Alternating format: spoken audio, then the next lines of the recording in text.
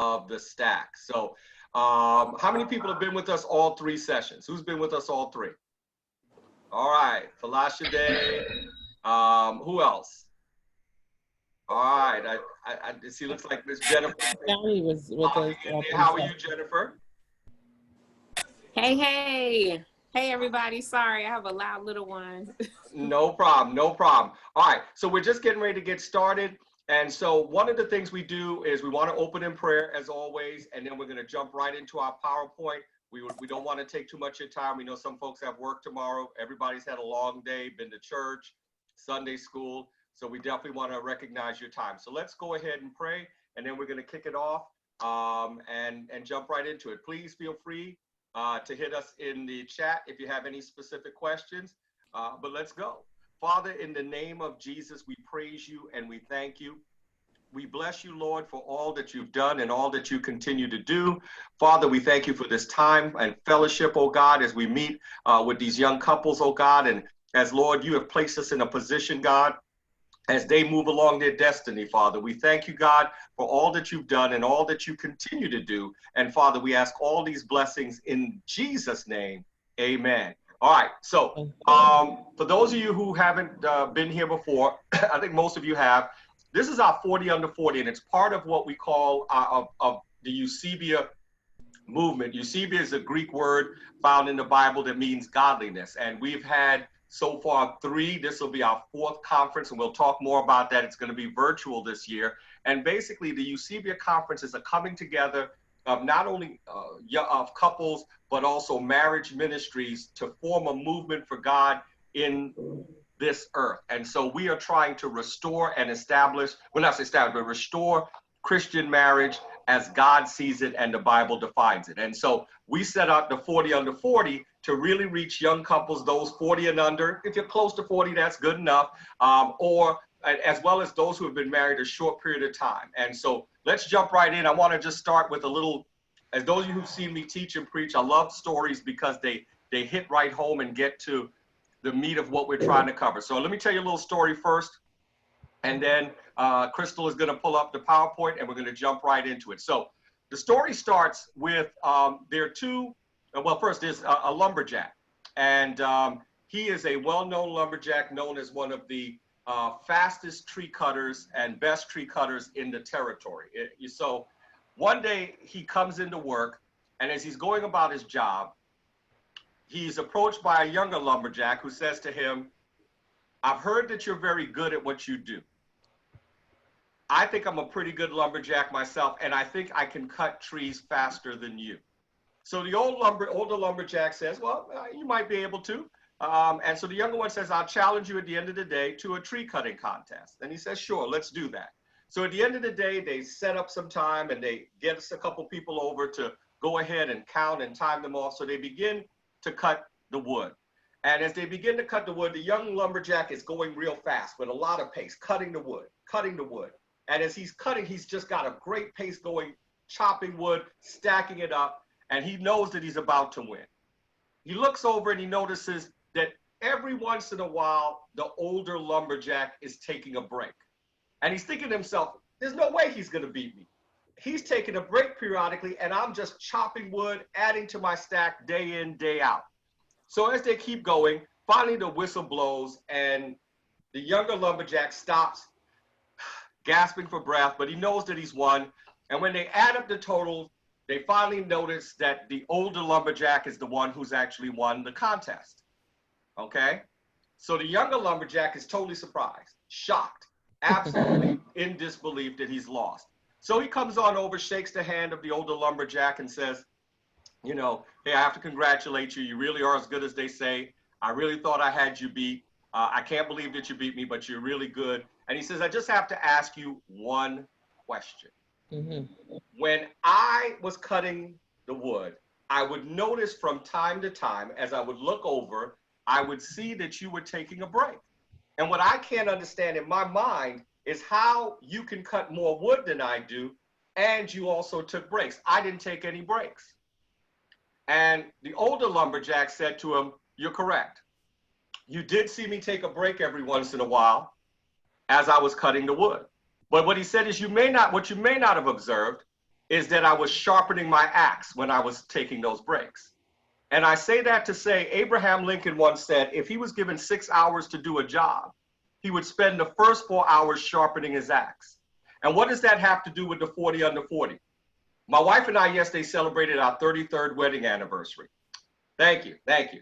But the key is, and part of what we do in Eusebeia, many people struggle in marriage because they attack the problems in their marriage with what? A dull axe. They never sharpen the axe of communication. They never sharpen the axe of investing. They never sharpen the axe to help them become successful. And you know some of them. Some of them are married couples, you know. Some of them are family members. And so what we want to do with the young couples, you millennial couples, is to help you sharpen your axe in all different areas of your marriage. The first area we're talking now is finances. But we are going to do some other ones. But the whole goal is to not have you struggle with things where if you had the proper information and you were able to go and apply it, you would be successful. So we want you to sharpen your axe. That's what these sessions are about. That's what the Eusebeia conference and movement is about. And having said that, we're going to jump right into 5 steps to killer cash flow, our 40 under 40 session number 3. So let's go ahead, Crystal. Your facilitators tonight, I don't see Dr. Arnold on. I don't know if he's on, but I'm Sean Chrysostom. Now we can update this to 33 years married as of yesterday. And then I'll let my co-host, Crystal Brown Pinckney, introduce herself. I think that's amazing. Can we give it up for that, y'all? I'm super excited for that. That's phenomenal. All right, Crystal, you take it. Oh, introducing myself? Yes. Oh, hello. Hello, everybody. I'm Crystal Brown Pinckney, and I'm the rookie of the crew with just 4 years. Be 5 years in February. So God is good. I'm excited, and I'm excited to be on with you all tonight. All right, and as like I said, included on the sheet here on the panel is Dr. Arnold. He's not with us tonight, but he and Dahlia just passed 32 years. So let's jump right in, Crystal. Let's go to the first slide. So session 2 recap.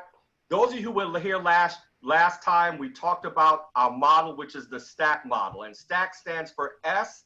Go ahead and hit the S, Crystal. That's optimize your salary, and that's what we're going to be talking about today. Cash flow is the key. If you don't have cash flow, all the other parts of the stack become irrelevant. So we're going to talk about maximizing the S, the income, the cash flow. T is take control of spending. A, multiply your assets. Okay, we want to multiply our assets. We want to build wealth. Building wealth is about getting assets that add to your net worth. Next up, Crystal. C, protect your credit. Credit is very critical to building wealth. Too many people have poor credit, which limits your ability to build wealth. And last, but absolutely not least, we're doing all of this with the goal of what? Expanding the kingdom. The goal is to use the wealth that God has given us to expand the kingdom, to do kingdom work, to do ministry work. It's not to sit on a boat in the Bahamas or in Tahiti and with your feet up. It's about doing the work of the kingdom. And that's why we do all of this. Everything, whether it's money, whether it's talent, whether it's time. Time, talent, ties is all for expanding the kingdom. Crystal, did you want to add anything? No, did a great job. It's a great summary. All right, so this is the STACK model that we introduced. Those of you who are with us in lesson number 2, optimize salary, take control of spending, multiply your assets, protect your credit, and expand the kingdom. So today we're going to talk about cash flow. So we're going to start with the S of the stack. We're going to start with the base. If you're building a house, what is the key? Building a solid foundation. And that's what we're going to do today, is talk about the foundation of the stack, which is killer cash flow. All right, Crystal? All right, so there are 5 steps to killer cash flow. 1 is maximize, 2 is invest, 3 is diversify, 4 is protect, and 5 is insure. And so Crystal and I are going to trade off. We're going to cover some different things. Please feel free to hit us in the chat, or if you have a question, unmute yourself and go ahead and ask the question, okay? So let's talk about maximizing your cash flow. What does maximizing your cash flow mean? It means that you want to make sure that your tax exemptions are correct. What do we mean by that? A lot of people like to get a big tax return at the end of the year. And that can be okay, but the problem with a large tax return, especially if you're coming short month after month, is that you could be paying fees, overdraft fees, late fees, and other things that are eating up your income because you don't see enough cash coming in month to month. So having a big tax return, you're also letting the government have your money tax-free. Does the government give you interest on your tax return because they've held your money for a year? Nope. The answer is no. So you're giving the government, in effect, a tax-free loan. So if you have $3,000 or $2,500 that you get when you file your taxes, that may feel good, but there may be a better way for you to maximize that by getting that into your account or getting that monthly, having your income monthly higher. And there are also some other things that you can do. So we don't want to give the government an interest-free loan. And we don't want to pay fees, whether they're overdraft or late fees, because we're running short each month, not having enough money on a month-to-month basis, okay? Then the second thing to maximizing is maximize your education, skill set, and mastering your craft. What do we mean by that? What we're talking about is that there are, of course, ways that you can maximize. Some of them, of course, and I think there's another slide that pops up, Crystal, after this, in terms of when we talk about maximize higher education. Sometimes people automatically assume, okay, I've got to go get a degree. Maybe I've got my bachelor's, I want to get my master's. I got my master's, I want to get my PhD.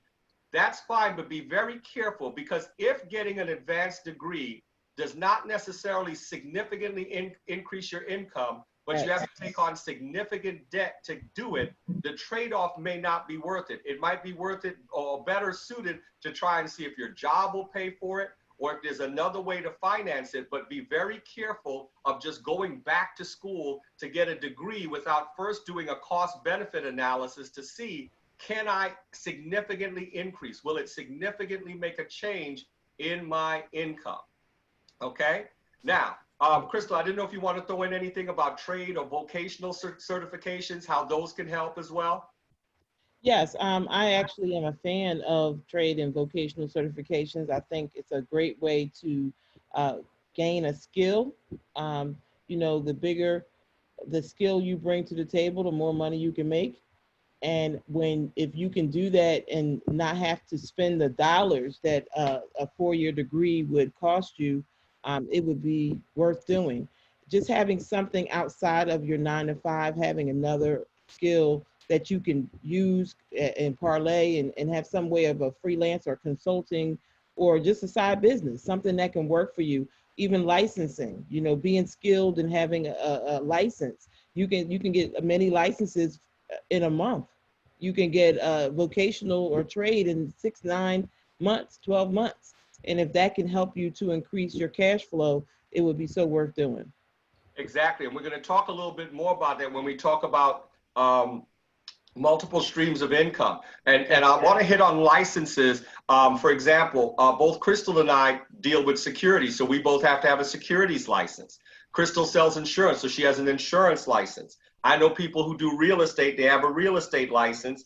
And so you want to see if possibly getting a license in a specific area can help you, even though you may still continue to do your primary job or your primary income source.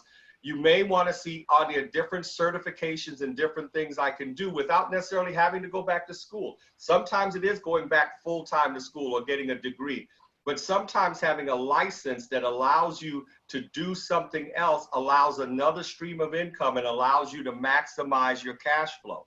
And so you have to consider all of that, because one of the things that we want to talk about is you guys as young couples are coming up at a different time financially than my wife and I. For those of you who may have just joined, we just passed 33 years. We got married in '87. My wife worked the same job for her entire career until she retired 3 years ago. Most of you will never do that. You're going to change job multiple times. She worked one job, never got laid off. She worked for the government. She retired with a great pension. Most of you, I'd say 80% of you don't have a pension, because only about 20% of companies have pensions. So if you don't maximize your cash flow and understand about ways to invest and ways to take advantage of dollar cost averaging and take advantage of compound interest, you are going to be challenged like so many people when you get to retirement. I'm 55, I'm 7 years away from hitting 62. and retiring.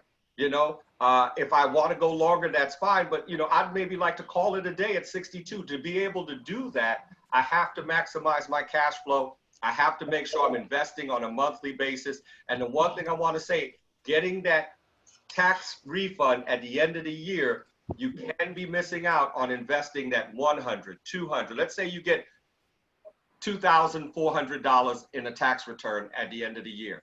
That's $200 a month you could have been investing, and over the course of time, that money could have been earning 6, 8, 9, 12%, whereas you're giving it to the government tax-free and getting a big refund at the end of the year. That's nice, but we recommend that you invest that money monthly and maximize your cash flow. Any questions so far on our first step in terms of killer cash flow, which is maximizing? I have a question. It's about the tax forms. Mm-hmm. So for my job, when me and Joseph got married, of course I had to do mine over, but you know, they have a new tax form and I'm not sure how to fill it out. So I don't know if I did it the correct way. So I'm not even sure if my exemptions are correct. And I tried to do the whole video thing where it walks you through and it just was not working. So.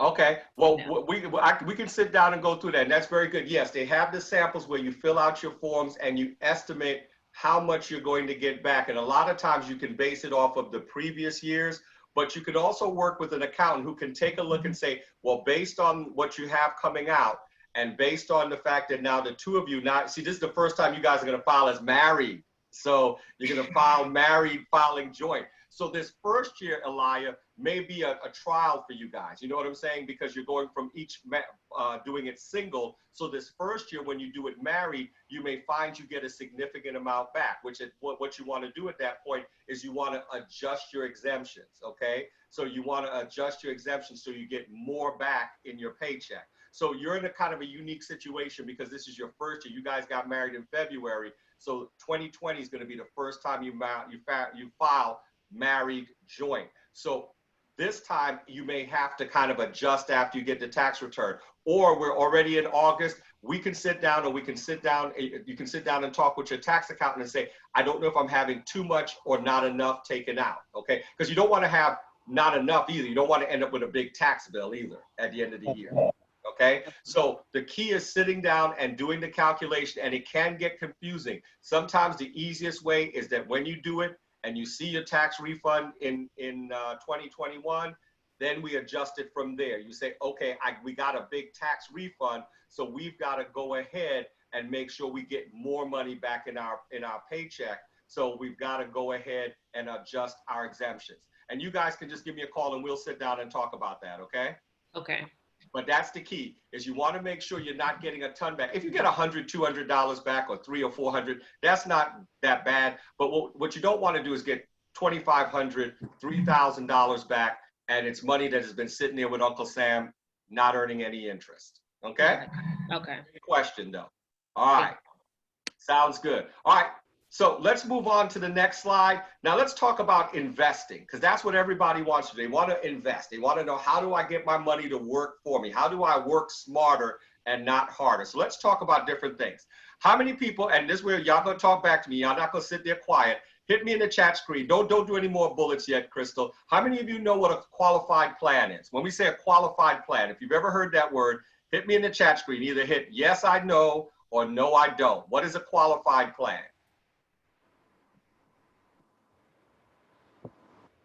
All right, no. All right, we want to add to your vocabulary. CJ and Ebonique, no. All right, Jennifer, no. All right, what a qualified plan. You've heard of them, but you've never heard them called qualified plans. Qualified plans are basically your 401k and 403b plans, okay?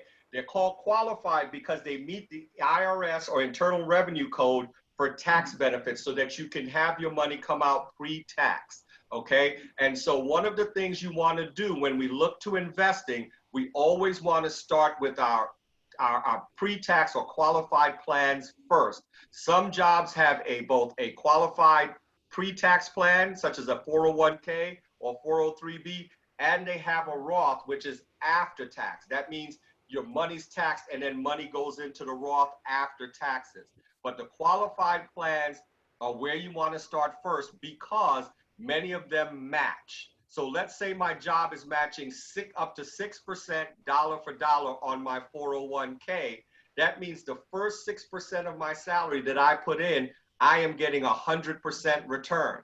I can't get that anywhere else. So I don't want to miss out on that qualified plan and getting that 100% return. So I want to make sure I put in at least 6%, because if I put in only 3%, I'm leaving another 3% on the table that they're matching dollar for dollar. Now, let's say every job doesn't match dollar for dollar. If they do, great. Some match 50 cents on the dollar. That's still a 50% return on your money before you invest it. So you always want to start with your qualified plan first and find out the rules and how it's set up and how it can benefit you. Crystal, did you chime in on anything about qualified plans? You definitely pretty much covered it. The one thing that I want to point out about qualified plans, and it goes back to the point that you made earlier about, jobs today, people aren't staying in one place very long, and people are changing jobs every 3 to 5 years. Mm-hmm. And the other thing people are doing is when they do leave a job, instead of rolling over their retirement, what do you think they do? Don't tell me they're cashing it out, Crystal. Oh, absolutely cashing it. Oh, no, they're not cashing it out. Why shouldn't they cash it out, Crystal? What happens if you're under 59 and a half and you say have 7,000 in your 401k or 403b, and you go ahead and they ask you, what are you going to do with it? And you say, give me the check. What they're going to do first thing, Crystal? They're gonna penalize you 10% Exactly. for early withdrawal, and then you're gonna have to pay taxes on the interest. Exactly. So you have to pay taxes on any growth on that money, and you're going to pay a 10% penalty. Now, I want to put a caveat. Right now, because of the pandemic, they are waiving the 10% penalty because they know so many people are dipping into their 401k. And for an emergency where you are talking about, I've got to keep the roof over my head or the car or pay for food, that's different. But we're talking about you just leaving and just saying, give me $4,000 or $5,000 because you want to go and do something with it. You want to take a trip. You don't want to cash out of your plans because, as Crystal said, they're going to hit you with a 10% penalty in normal times. I'll use the word normal because we're in abnormal times now with the pandemic. And that money now becomes taxable because the qualified plan, that money came out what? Pre-tax. It was never taxed. So when you go to file your tax returns, guess what? You may end up owing. So be very careful. But your qualified plans are where you want to start first. Your 401k, 403b. 401k is for a for-profit company. 403b are what nonprofits. That's so your school systems, your nonprofit organizations, they do a 403b. Very similar, just a different in name. And then you want to sit down with an advisor or someone to make sure you're investing in the right things. One of the other problems that people do, besides not investing enough, is doing what, Crystal? They invest in the wrong things. They're too conservative. You guys are so young. You need to be pretty aggressive. It means most of what you invest in should be stocks, and then only a handful maybe in bonds or other types of investments. So your qualified plans are where you want to start first. Crystal? Yeah, I wanted to add 2 things. One, even with your job sponsored plan, your job can't invest for you. So you have to pick the portfolio. And a lot of people don't know how to do that. That's something that I can help people do. But you want to be able to figure that out because otherwise it's going to be in a fixed account and you're too young for that. You're putting it in a savings account. It won't grow. Basically, it won't outpace inflation. Yep, the money's on vacation. It's not working for you. And that's the whole point of investing, is that we work for money when we go to the job. Investing allows money to work for us. I love it. Say that again, Crystal. Money working for whom? Money working for us, for you. So and that's the difference between wealth and income. Go ahead. We have to stop working for money only. We have to get money to work for us. And what I love to add to this is money makes money 24 hours a day. We need sleep and rest. While it's nighttime here, it's daytime in Japan. The same Nike sneakers they're selling here, they're selling in Europe. So money's being made 365 all over the world. So if we become an investor, we have money working. And then we want to learn the details of how compound interest work. We want to do a risk profile. We got to find all that out. But according to what Sean said, your age alone with the proper, evaluation of what your risk tolerance is, you should be investing in stocks. So that would be the key. And I wanted to also add something about the Roth IRA. Mm-hmm. One of the great benefits and the reason why the Roth came out is because retirement is not at the level that it needs to be. People aren't saving money at the rate that they need to. So here's another option. In addition to your job sponsored qualified plans, you now can have this Roth IRA where that money it's after tax dollars, but you now all your gains are 100% yours. So you don't pay taxes on the gains, and that money can grow. And when you hit retirement, that's 100% your money in addition to what you did on your job. So you have both of Absolutely. them working for you. And so if your job offers both a regular 401k and a Roth, like my daughter's does, they have a Roth and a regular 401k, she's invested in both. And that's the good. You put most of it in the before tax, but you want to get some in that Roth as well. And we won't go into details here, but that's where a good advisor. Last thing I want to caution you, there's a reason most jobs will not give you advice. It's because most HR people, I wouldn't say most, very few, if any HR people are licensed and they don't want to get sued. So you can't give you can't give investment advice unless you have a license. And because they're not licensed, they don't want to give you any direction as to what to do or anything like that. So again, that's where you need to sit down with someone if you're not comfortable, because you do not want to spend 20 years on a job with 70% of your money invested in bonds and you're not making any money and you have nothing. Right. All right, we've got Joseph right here in he says, I have a pension through my job, but I don't believe I will be there long term. What happens to the money after I leave? Oh, that's a lie. Yeah, what happens, Elia? It all depends on the pension agreement. Chances are it continues to grow, and at some point when you hit the age for that pension, you will be able to get some of it. If you aren't there long, then it may not be significant when you leave. It may not be significant when you go to collect it. What I would do is get the details of your pension to find out how long you need to work to be what's called fully vested. That means you may have to work a certain number of years there to be fully vested in the pension. Otherwise, you can't get it. So I would find out what are the requirements for vesting. Okay, vesting is just a financial term that means you got to be here a certain number of years for you to be able to get the money. Okay, even your 401k may have a vesting schedule. You may only get a portion of any money you invest is always yours, but the company may have a vesting schedule for what they match. So they may say, we're putting in a 100% match, but you only are vested in it after 6 months, you get a portion, after 12 months. Vesting just means, when is it mine? Just think of that. When is it mine? So to answer your question, Elia, let's talk with your HR department, ask them about the details of your pension, and we'll sit down and take a look. They may say that you have to be here X number of years, and that's a good question, because let's say, Elia, they say you have to be 5 years here to get vested, and you're 4 years and 3 months into the job. What should you do? Hang in there for 9 more months. Don't quit 9 months short of getting vested. You see what I'm saying? So that's why the vesting schedule is important. You don't want to leave 9 months short of being vested, because that's money that even if you leave, it may not be a large amount, but now it belongs to you, and later on in life you can get that pension. Okay, so we'll look into that. Great question. Now you 2 for 2, Elia, with your questions. I love it. All right, college education. Won't hit this hard, but anybody familiar with a 529? Backing up one quick second, all of these terms, 401k, 403b, 529, all take their name from the Internal Revenue Service Code or Internal Revenue Code. That's all finance people do. They say what section of the code it is. Section 529, that's what we're going to call it. Section 401-K. 529 is a college education plan where you put money aside into a mutual fund, or some have a prepaid tuition. I did both for my kids. My daughter had the prepaid Maryland fund, and that's how I paid for the University of Maryland. My son had the college education plan, the 529, and that's what's helping me pay for Virginia Tech. Those of you who have children, it may be something you want to consider, but we're not going to get into it. We can talk about that one-on-one, but don't think about the college education plan until you do what first? Take care of yourself. Never start thinking about the kids before you take care of yourself. I'll give you this one analogy.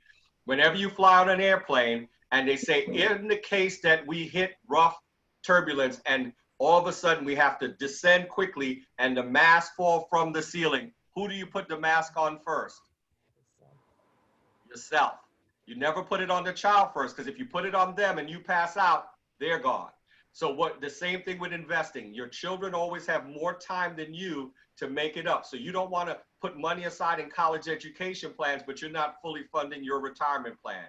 You're not fully funding your emergency savings.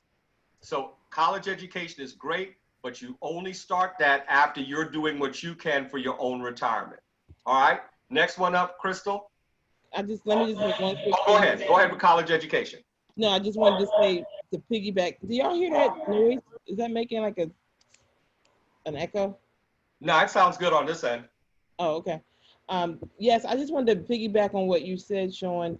Is I always say to families that children can borrow money to go to school. You can't borrow money to retire. I like it.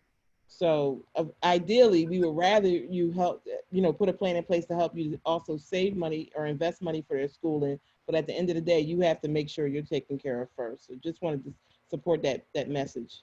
Absolutely. Take care of yourself first. But college education plans are good and they are part of it, but make sure that you're maximizing your investment. Emergency and nest egg accounts. Can anybody hit me in the chat box and tell me how many months of savings you should have stored up for emergencies? Those of you who I've talked to, I know you know the answer to this. How many months of savings should you have? 3 to 6, 3 to 6. I love it. 6, exactly. All right. So anywhere from 3 to 6. Anybody know why 3 to 6? Because it could take you that long to find another job. And you don't want to run into a situation where you run out of money. Okay. Now, emergency and nest egg accounts are different than investing in the sense that you are not concerned about making a great return. Yes, if you can get an online savings account paying you 2, 2.5, take it. But the main thing with this money is it needs to be safe. So here's a question. Should I put my emergency and nest egg money in the stock market? Should I put that into a mutual fund?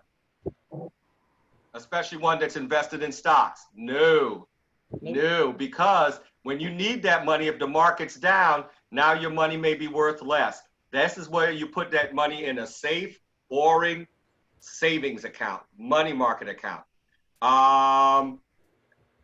Art, they put in, I heard they're not letting students take loans anymore. No, students can still take loans. My son just got a small one for his college. You can still take a student loan. They still have student loans out there.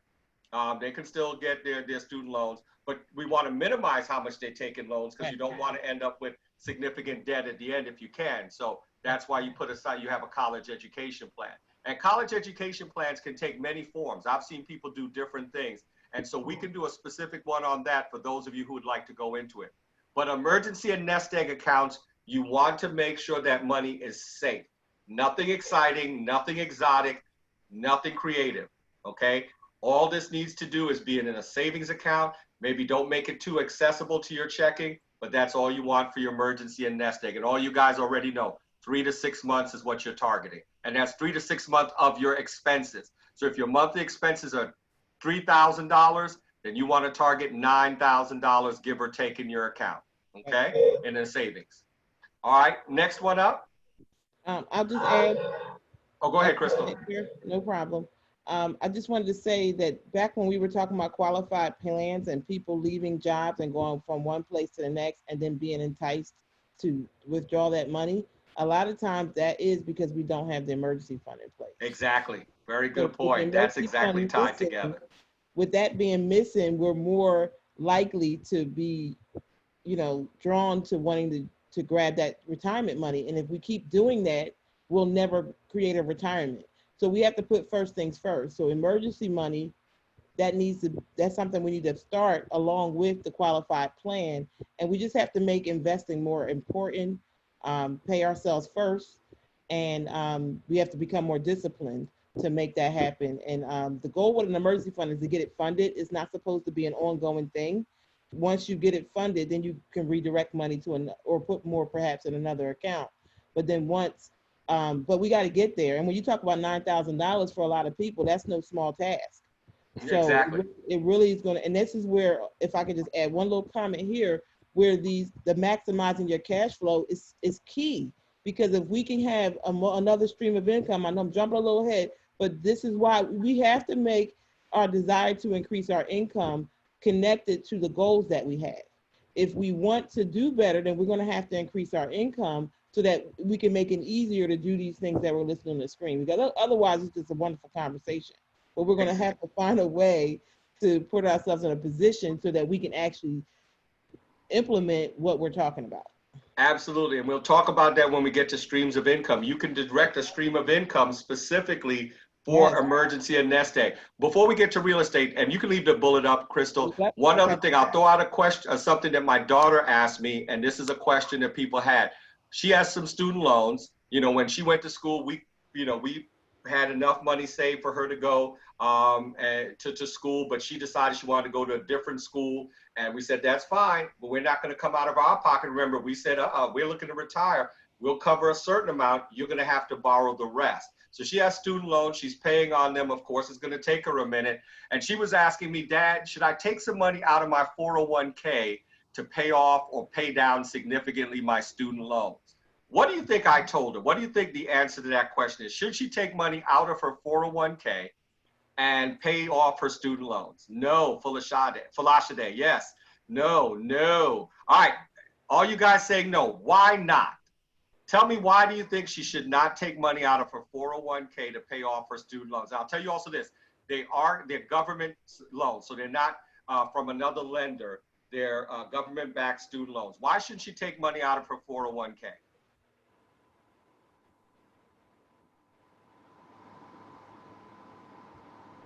I'm thinking maybe because when it is time for her to take out her 401, that she won't have the same, or it's going to take a longer time to rebuild back up to what she had, if that makes sense. Well, yeah, if she takes it out to 401k, she's investing very aggressively. And if history says anything, she has a chance to earn 9, 10, 11% on her money. Okay. What is she paying on her student loans? 4 or 5%. Should I give up 9, 10% potential to pay off 4% debt? No, doesn't make sense. And she was thinking about borrowing because she could take a loan from her student loans from her 401k and pay herself back. Some 401ks, a lot of them allow you to borrow money from yourself, but you don't want to do that.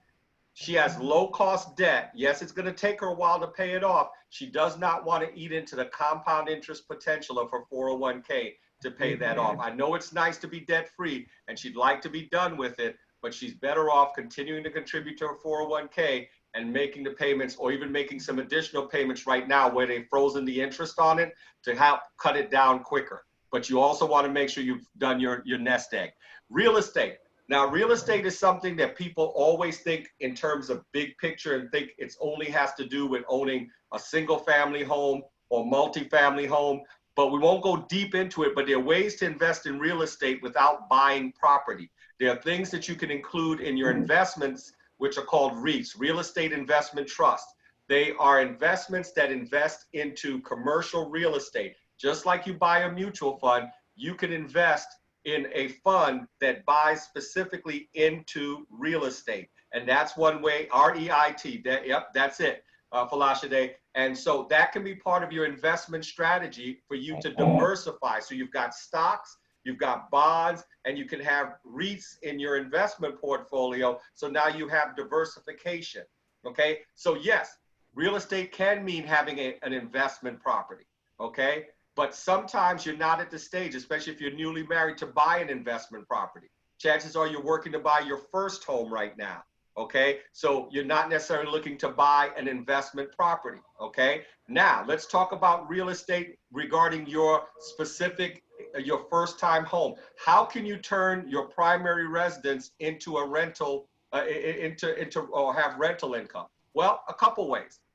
I'll use the one that I'm using right now. My wife and I, you guys, those of you who know me, we have 4 bedrooms. Both of my kids are gone. So we've got a 4-bedroom house and it's just the 2 of us. So we have a friend of my wife's who rents a room from us because we've got space that's here. So we've got rental income coming from our primary residence, okay? So that's one way. Some people, depending on where your residence is, they rent it out for Airbnb. Now that comes with some risk, be very careful. But there are a number of ways that you can invest in real estate besides just buying investment properties. That is one way. And if Dr. Arnold were on here, that's the way he's working. I think he has 2 or 3 investment properties. I always advise, though, if you're going to get into real estate, particularly investment properties, work with someone who is knowledgeable. Don't listen to these zero down late night commercials. They don't work, okay? Those are only people who are taking your money for a $500,000 courses. I've heard people paying $2,000 for these courses, and then they end up having nothing more than what they started with. Okay, if your goal and you love real estate, find a seasoned investor who is doing it and learn from them. Don't go with these no money down late night infomercials. All right, here's a good question. Elia and Dave, how do you decide between selling your first property or turning it into a rental property? Very good question. Very good question. You really have to pray about it and ask yourself, are you suited to be a landlord? There have been times, folks, I have not wanted to be a landlord. I have had great tenants, which makes it very fun, and I've had bad tenants. One of the things I would say, Elia, in terms of knowing whether or not you want to rent it is the property itself. You need to find out if the property is not going to cash flow. And by cash flow, that means the money you take in covers your mortgage and any repairs and upkeep that you need. If it's either breaking even or negatively cash flowing, and you don't have significant cash flow of your own, that may not be a good property to start renting, okay? Because you don't want your first property be negatively cash flowing. You don't want to have to be coming out each month having to make repairs, okay? You don't want to be coming out each month where your mortgage payment is more than the money you're taking in. So the first thing you want to find out is, what can I rent it for? So let's say your mortgage is $1,400 on a property, guys, but you can rent it for $2,300. Now that's a property that I'm thinking about, okay, this is something maybe I ought to look as an investment property. But let's reverse that. Let's say my mortgage payment is $1,800, but the best I can rent it for is $1,500. Each month, what does that mean I have to come up with? $300. $300 out of my pocket to make that payment. And what happens when there's a repair that's necessary? Who's responsible for it? You are. So now you've got negative cash flow and you've got repairs. And guess when the repairs are going to come? At the worst time. Your tenant's going to call you and say, hey, the HVAC just went out. And then you're going to call the HVAC guy. He's going to say, yeah, that's going to cost you about $1,200. And you're already negatively cash flowing. So the first thing you always want to say is the property cash flowing. Can it cash flow? If it cannot cash flow, if you sit down and you talk with a real estate agent and they can't get an income or a mortgage or income on their property more than what you pay in mortgage plus some, then that means that is more than likely not a property that you want to put as an investment property. And you want to potentially sell it and then roll that money into your next house. We're not going to go into it today, but be very careful when you go to buy that next house. Too many people buy that next house because they want the land and they want the 4 bedrooms and they want the sunroof and they want all that stuff. Be very careful. The bigger the house, the bigger the expenses, and that's money that you can't invest in other places. Nothing wrong with a big house, but I made that mistake during the real estate run-up. I love the house we're in, but the house we were in, that's now a rental property, so we've made it back and it's done okay, I would have had paid for. I didn't have to buy this house, but like a lot of people, my eyes got caught up into the sunroom and to other things that weren't absolutely necessary. The other house was big enough for the 4 of us, and we could have stayed there and I would have had it paid off probably about 3-4 years ago. So part of what we're teaching you guys, we're not telling you we've done everything right. A lot of what I teach people is from mistakes I made myself. I wish I had Crystal and me when I was you guys' age, and I'd be even further along than I am now. Crystal, anything you want to add about real estate? Nope. All right. And entrepreneurship. I'm not going to hit entrepreneurship because we're going to talk about that more when we talk about what? Multiple streams of income. All right, here we go. Diversify. Multiple streams of income. All right. Multiple streams of income is simply a fancy way of saying I'm not relying solely on my main job for all of my income. Okay. Now, for some people, it's easier than others because some people have some diverse skills. If you are a musician, if you're a talented musician, you might find a side gig playing some music, playing for a church. That's another stream of income. Okay. I've already told you that we rent out a portion of the house we're in, to a friend of mine, my wife and mine. Okay. That's another stream of income. Okay. I went ahead and got my series, my investment license. So I don't do it very often, but every once in a while I may sell some services and receive an income. I do public speaking. That's another income. So one of the things you want to do is look at the skills you have and say, can I turn some of that into additional income? Especially today with technology, Zoom, and other things, you may have skills that you can teach to other people and earn an income. Even without that, I'll give you another source of income that people don't think about, not source, but something, a perfect example. My wife and I, when we were planning to celebrate our anniversary, we have a golden doodle, 3-year-old golden doodle named Chewy. Well, when we leave, we have to have somebody watch him. There's a woman down the street. We found her through an app called Rover. She watches our dog for $35 a night. So if she watches him for 3 nights, she loves dogs. Her dog has died, so she watches multiple dogs. She can make $100, $200, $300 just watching dogs, because people need somebody to watch their dog whom they trust. There are lots of ways to diversify your income and find multiple streams. Now, everybody's not going to be able to find a ton of streams or 5 or 6, but we recommend finding 1 or 2, because what happens when your main job says, hey, we're cutting back your hours, or sorry, we have to let you go, and you have no other streams of income. People are experiencing that right now, and we want to make sure we plan for that. Again, it doesn't mean that tomorrow you can find all your streams of income. I'm way older than most of you guys, and right now, I shared with Crystal, I added it up. My wife and I, we have about 8 streams of income. That wasn't planned. I didn't have this telling me to do it. I kind of stumbled and made some mistakes and got into that, but it gives us some diversification so that if my primary stream of income were to dry up, all of my resources don't dry up with it. Crystal, did you want to add something to that? Absolutely, absolutely. Yes, I wanted to point out that being in business, it's the difference between self-employed and being in business. So when you are self-employed, you can make more money as a self-employed individual, potentially, than an employee. But when you have a business, you have a system. So now the money's not earned just from your own effort. So I have licenses and I earn income from personal production, but I also have a team. So I have residual income, passive income from my business. So if you were in a business like that, it could do the same thing. Even real estate, a broker, earns income when agents sell houses. So that's passive residual income that's being earned because the broker trained the agents to do what they do, and now they make money when the agents work. So you have that option. Then I work on commission plus bonuses. So, there's money I make money from something I did a month ago. I make money from things I've done 10, 12 months ago. So that's trail income. So those are things that we can have going on that can help us to create multiple streams of income. I'm also an aspiring author. I'm in the process of writing a book. So just finding whatever your gifts and talents or desires are, begin to work on them, and then they can be sources of income. My husband is a carpenter by day, but he does his side jobs on the weekend. So he has opportunities to do business outside of his job, and that brings in additional income. So all of those different things can all serve us all. And there's so much talent that we have. We just have to find a way to harness it and use it to produce income.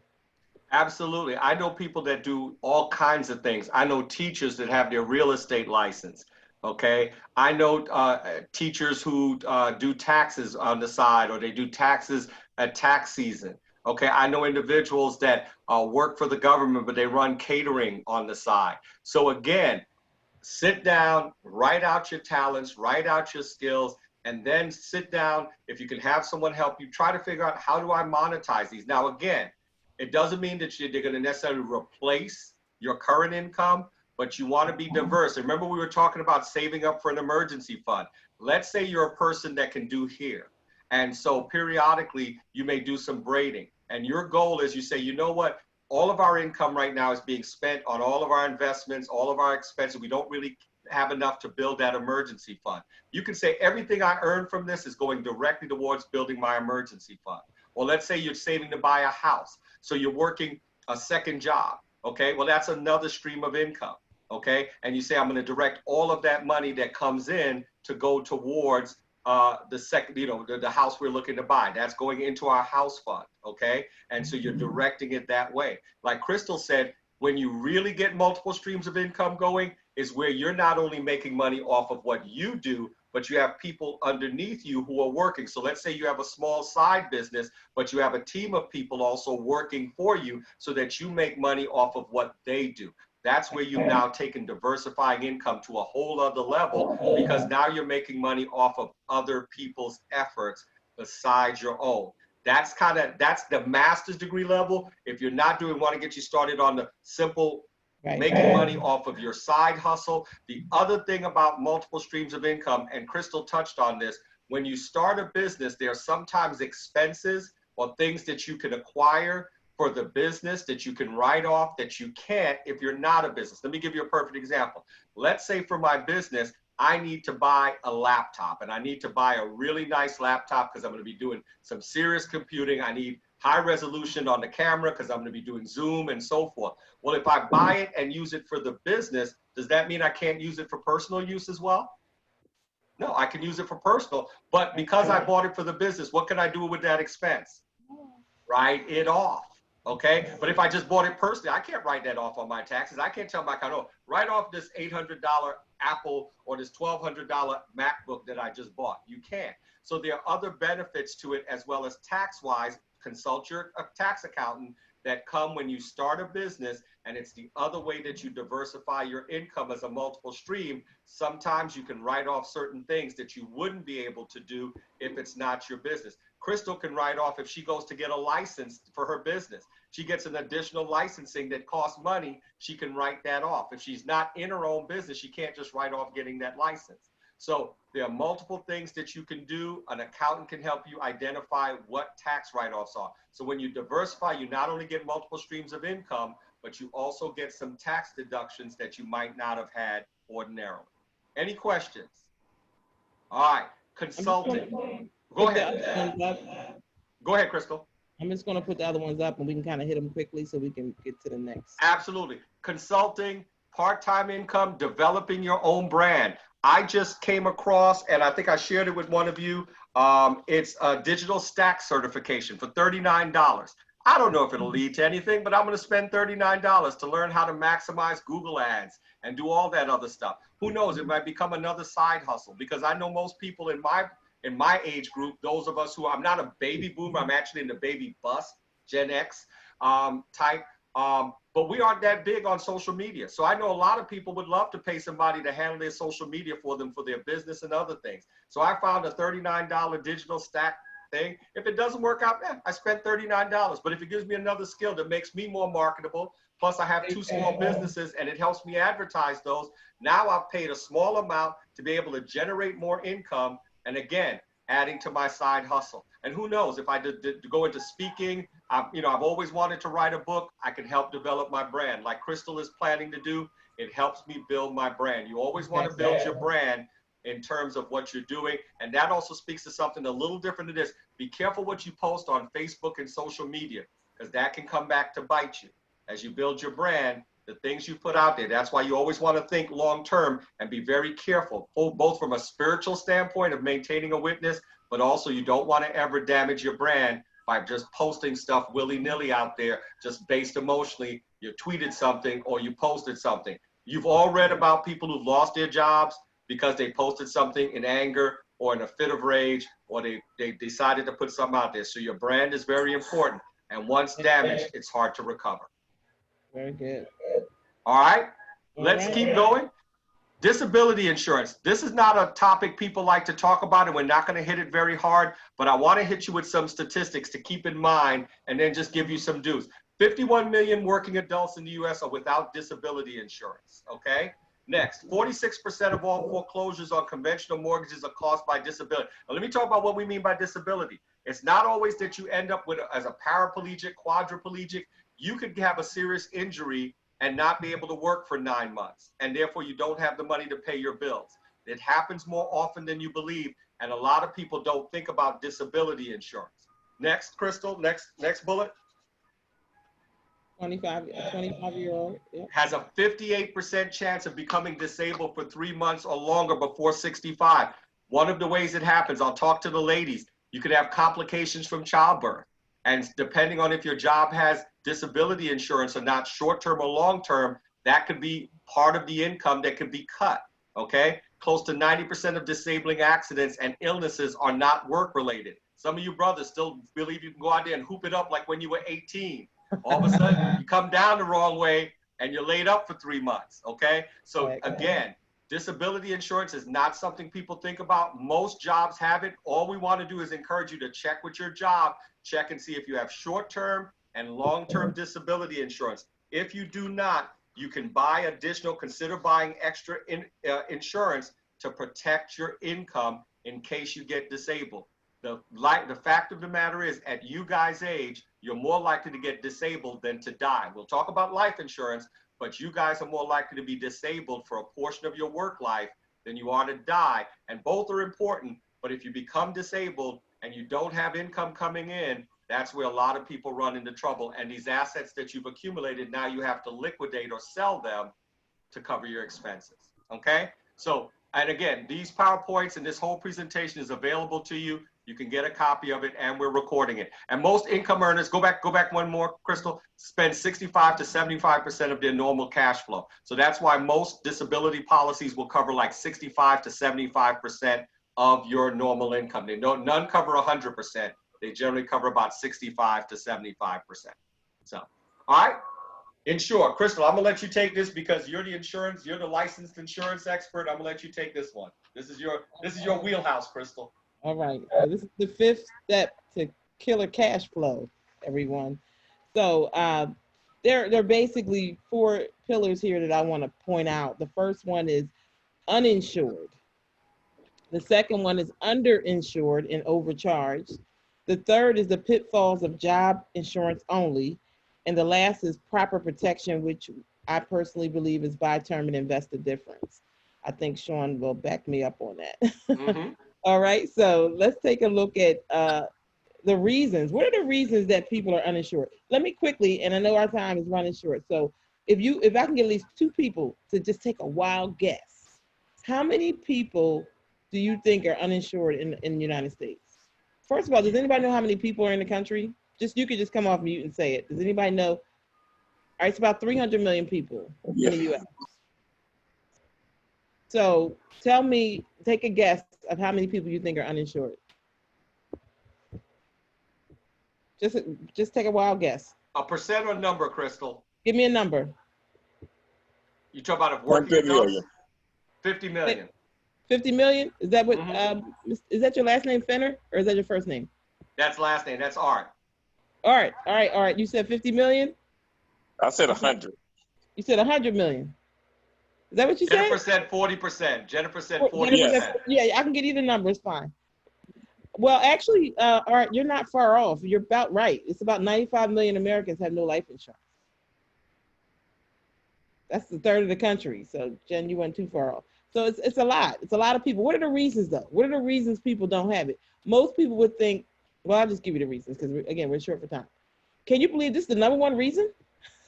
The number one reason is procrastination. We just put it off. The second thing is people think it's too expensive. And the third reason, no one has ever sat down and show them how it works. So that's what I do all day, every day, is I help people to first find out that it's not as expensive as you think, especially if you get the right kind of life insurance. And we break down exactly what a person needs to do and how it works. So underinsured and overcharged. So, there's another portion of folks that have life insurance, but they pay too much for it. So we talk about the best type of life insurance for a young adult with children and a life ahead of them is term life insurance. It allows you to get the most for the least cost and allows you to free up money to invest. So that's the version of insurance we would want to offer you so that you can get the most for your money and you can better protect your family. So I'll just give you a really quick example. I actually had a client who had a whole life policy and they were paying over $300 a month. And they had a more than most. They had about $200,000 on the wife, $300,000 on the wife, $200,000 on the husband, a $500,000 policy. But I was able to give them $1.2 million for $100 a month, which is their need. They wanted to pay their house off. They wanted to leave education money for their daughter, and they wanted to leave survivor benefits for themselves. So I was able to give them two and a half times the coverage. And I freed up $200, and we put that in the IRA, and they're on track to have $600,000 saved when they hit 65. So buy term and invest the difference says if I die early, I leave a legacy to my family, 10 times your income. You should strive to have at least 10 times your income in life insurance for premature loss. The issue is if I die prematurely while I'm still raising children, while I'm still paying off a mortgage, you want to have enough to pay those things off and to leave survivor benefits to your spouse. Because in most instances, both incomes are needed to run the household. So if someone dies prematurely, we actually call that dying twice if they weren't properly insured. You died physically and then you died financially, because now the family doesn't not only have an emotional loss, they have a financial loss, and we don't need that added burden. So proper life insurance is 10 times your income. We can customize it. I'm just being general right now, but you want to make sure you have the amount that makes sense, and then you have to, of course, get what you can afford. But in most instances, you're going to get way more in this circumstance than the alternative. So that's underinsured and overcharged. Now we want to talk about the pitfalls of job insurance. That's one of the biggest objections that I get is, oh, I have insurance on my job. Well, we just talked about what happens with people in jobs today. People aren't staying in one place forever, not always. You have exceptions, and you don't control the job insurance. Someone else does.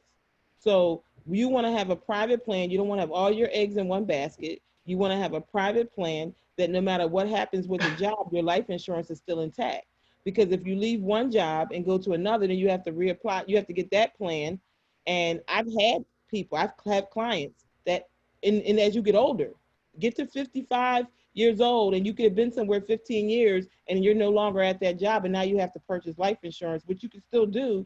But had you had purchased a private policy in your 30s, you would have paid less than having to start over and do it now.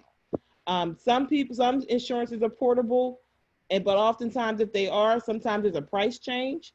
But many jobs and insurance is not portable. So you want to have a private plan that's not tied to the job, that's with you no matter what. Again, don't have all your eggs in one basket, and have something that you can control.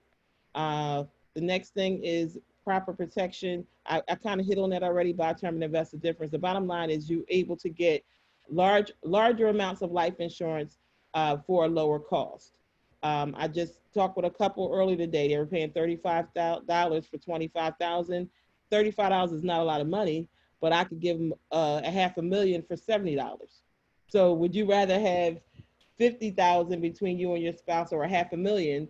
And if you have to come out of pocket $25, $30 more to get 20 times the coverage, it makes sense to do that. There was 2 different versions of insurance that they had. So switching over to what I'm offering is going to better protect that family. They have a 2-year-old daughter. So you want to protect the next 25, 30 years until the child is grown, and you want to protect the paying off of your mortgage and all of your debt. And as you get older, your life insurance needs decrease. But as you get older, your investment needs increase. So we call it buy money until you can build money. And a lot of people never translate life insurance in this sense. All life insurance is buying money. In case I leave here early, I want to replace my paycheck. So it's income replacement. So you're buying money until you can build it. Once you build it, you don't need to keep buying it. If you can build it, then you're where you need to be. So anybody have any comments or questions? Or you can come in, Sean, if you want to add into that. Sure. The only thing I want to add is it's very important, especially now when you're young, to lock in and get a good policy. And like Crystal said, even if your job has a policy, it's not bad, because term insurance has gotten very, very cheap. Literally at some of you guys' ages, you can get a good term policy for $10, $15, $20 a month, and it doesn't have to cover everything if you have some on your job. But don't rely just strictly on the job, because if you lose the job, there goes your insurance. One other thing I've seen people that rely solely on job insurance. They lose their job, they somehow get injured or have a life factor that happens, and then they're uninsurable. Okay, so at a young age, getting a 30-year term policy, 20, 25-year term policy that costs you $25, $30 a month is a solid investment. When you then get to my age and my wife's age, now we're at the point our kids are grown, college is taken care of.